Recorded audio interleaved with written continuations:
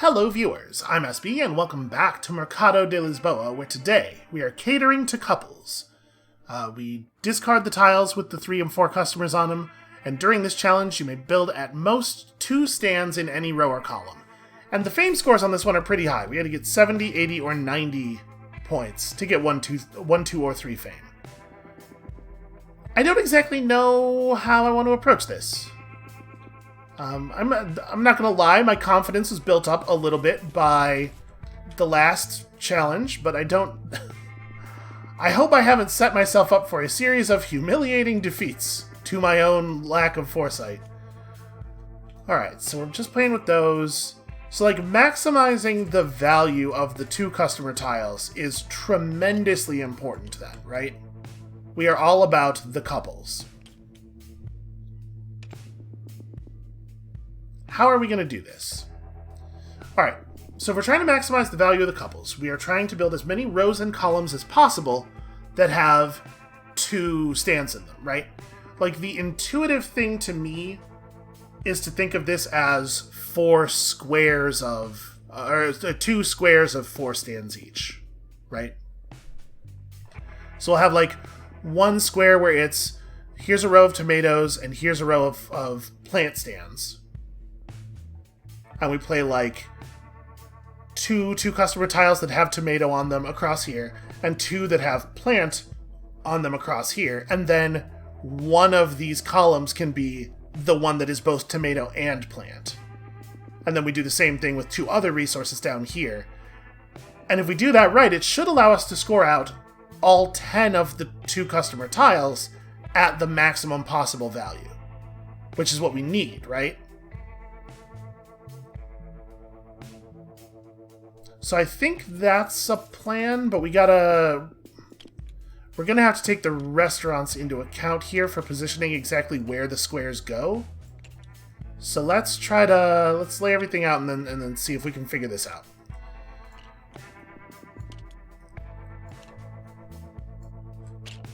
Alright. So we can only run a long chain of restaurant replacements the way we did during the first challenge. Oh, just dropping stuff off my desk. Apologies.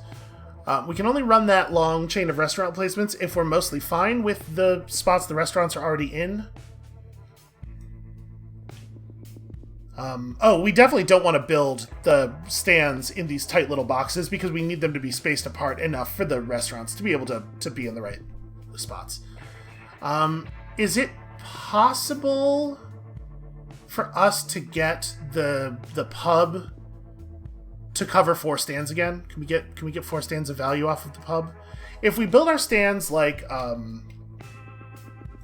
say here, here, here, and here as square 1, and then these 4 locations as square 2, a pub right there will in fact feed 4 stands. So maybe something like that is the play. The position of the pub is going to tremendously inform where things can go.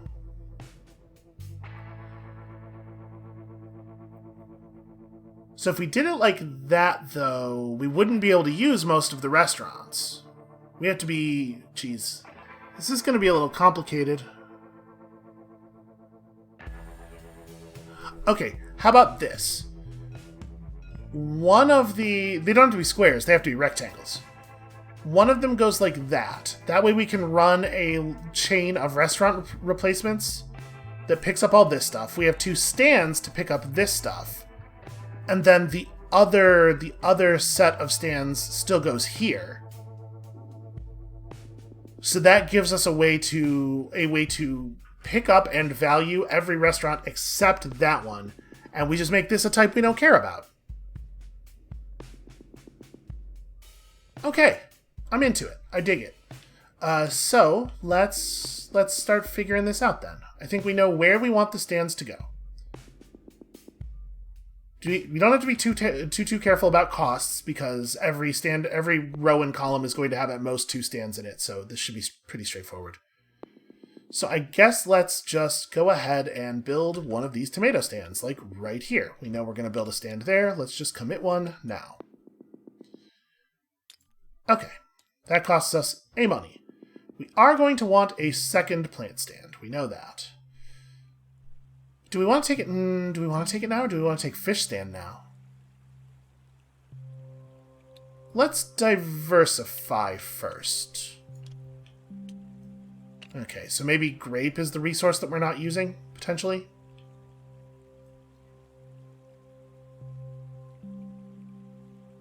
Maybe.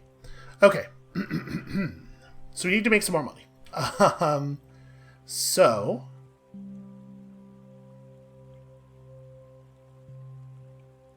if we think that this is... let's say that this is... we're planning to make, in those 4 positions I drew out, the tomato and plant square. Then we really, really want a plant restaurant here. Coin.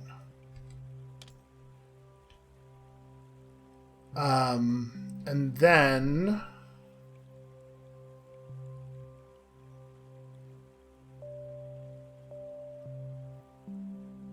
if we reckon the other square is going to be meat,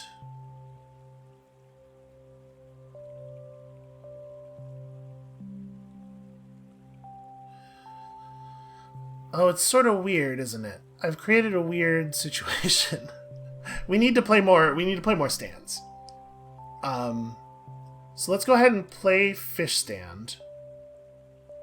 We'll just go ahead and put it down in that corner, I think.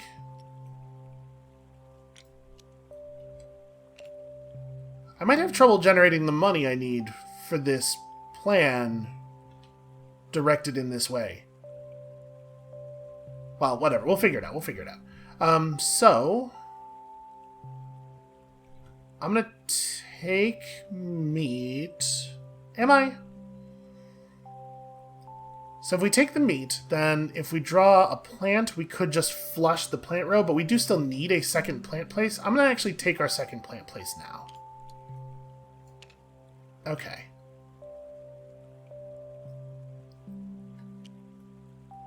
So we know we want this to go here. May as well do that.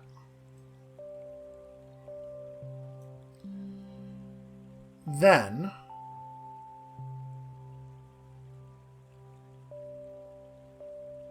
we could put down plant thing here, but that's not really that helpful.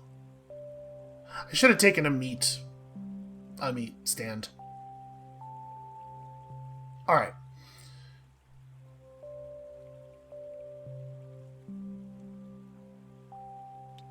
I'm going to open up our burger restaurant here. I'm going to pay 1 to put down plant stand here.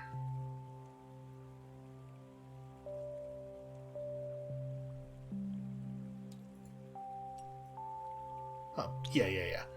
We're going to grab a meat stand. I'm going to pay 1 to put down the meat stand here in the center space.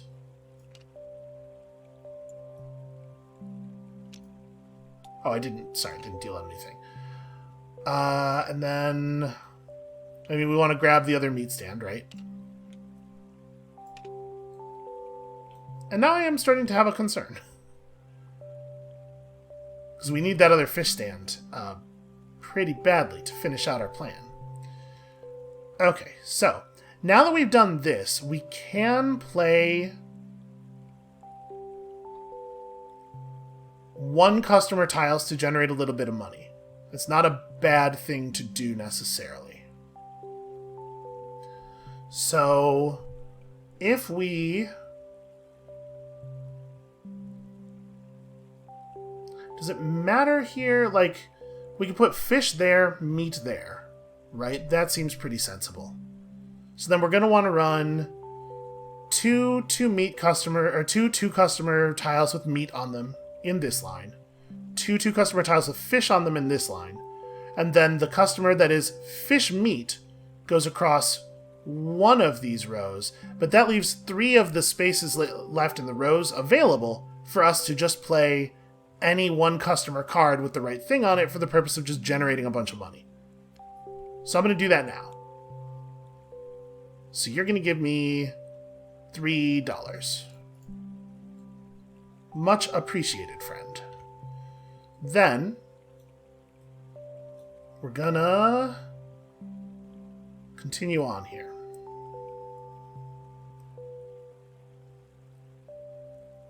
So we need to place the other fish thing. It's actually very frustrating that this is where that ended up.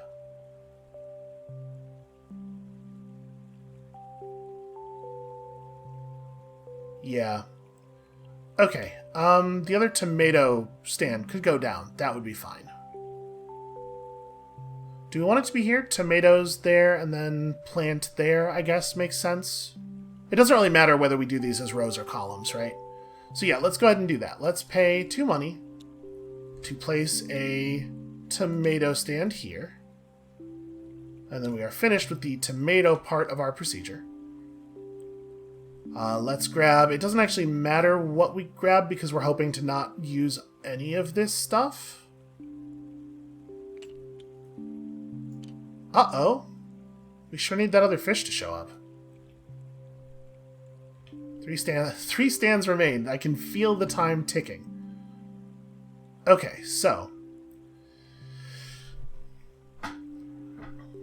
Then we want to put down some more restaurant stuff, right? We got to get this somehow. What do we think we're not using grape at the moment?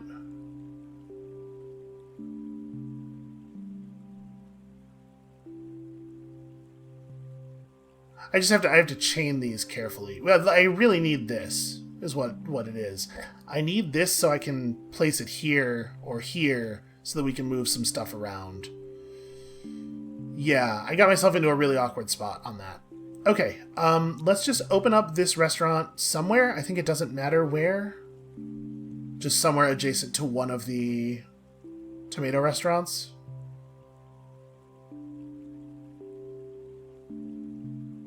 The last action I took was to place this, right? I'm just gonna have placed it here instead. That doesn't change anything or give us new information. But yeah, this is what I should have done, because that way I can use a restaurant to... Yeah.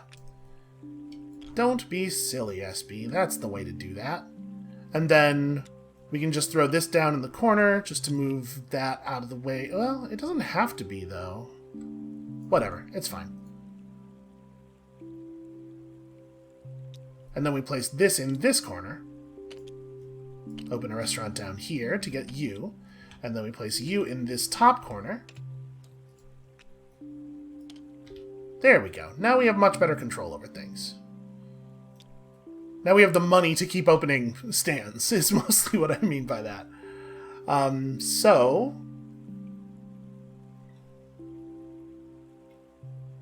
It doesn't really matter what we open next, I don't think. So let's go ahead and do this at a cost of 2. And we will take the meat. Haha. What is the timing on that thing? What is the timing on the flush? When you need to take one, you may first replace the display with 3 new tiles. Okay. So, then we pay 2 to place meat stand here. And now, fingers crossed, everyone. So it's replace the display with 3 new tiles, then return the 3 of a kind to the bag. Okay, so if we get fish in this set of tiles, we're in really good shape. Alright. The plan. So we take you. Okay, now we just put fish restaurant down somewhere. Sorry, it should go here. Silly me. For a coin. Then we pay 2 coins to open up the last fish restaurant right there. Or the last fish stand, sorry. And then we open up this tea joint right here. And then we just put down burger joint somewhere, fish joint, the sushi joint somewhere. Okay, and I guess by the game rules, I had to take another thing when I placed that fish stand. But we're out of stands, so it doesn't matter. Okay, and now we just play lots of customers. So, first things first. You go here. So that's a 3-point restaurant, and a 3-point stand and a 3-point stand, times 2 for a total of 12 points. Then we do this for a 4-point stand and a 3-point stand, a total of 14. 27. Okay. Then the grape customers are the ones that don't matter. Oh yeah, but also, right, we could just... These stands both count for this because they're plants. Okay, so 3-point stand plus 2-point stand is 10.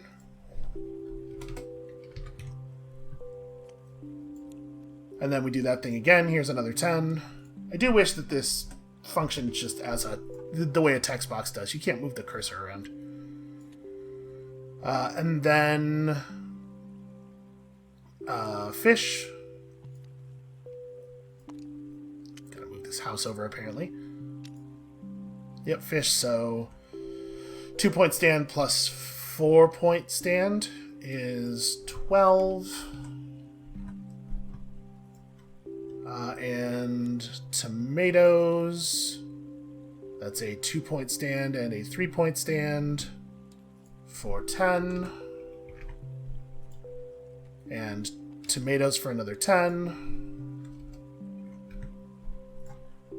And then fish for another 12. Wait, 2 plus 4, yeah, 12. So that's 91. And then that's a 3 and a 3 for, yeah, a bunch. Did I do this right? This score seems very high.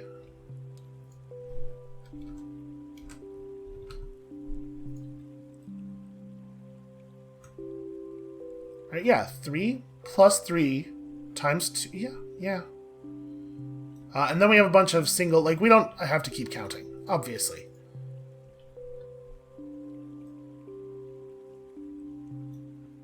During this challenge, you may build at most 2 stands in any row or column. It feels like we're out... I don't know, I think it's right. Well, I'll tell you what. Here's what I'm going to do. I'm going to call that a win, and I'm going to go back and watch the footage and make sure I didn't make a real silly mistake somewhere. Because, like, obviously, we just keep playing out customers, you know, like, this customer scores us 2 points plus 3 points, and, yeah, the number just keeps going up until we run out of spaces around the thing, because there's so many places where we can play the one customer tiles. But, yeah, alright, I'm going to call it there. Either I did an incredible job, in which case, congratulations me, or I made just like a deeply ridiculous mistake somewhere without noticing it. And I honestly think that both of those things are a possibility.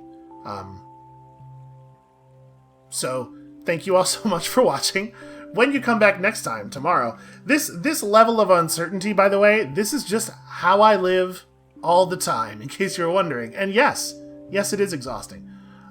When you come back next time, tomorrow, I will know how many fame points we have, and we'll be taking on the next challenge, and I should probably read them before I get to this part of the outro.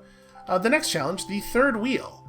Set up the game as usual with the following changes. Discard the tiles showing 1, 2, and 4 customers. You will only be using the 3 customer tiles. Okay, weird. Yeah, come back next time tomorrow for that, and we'll see you then.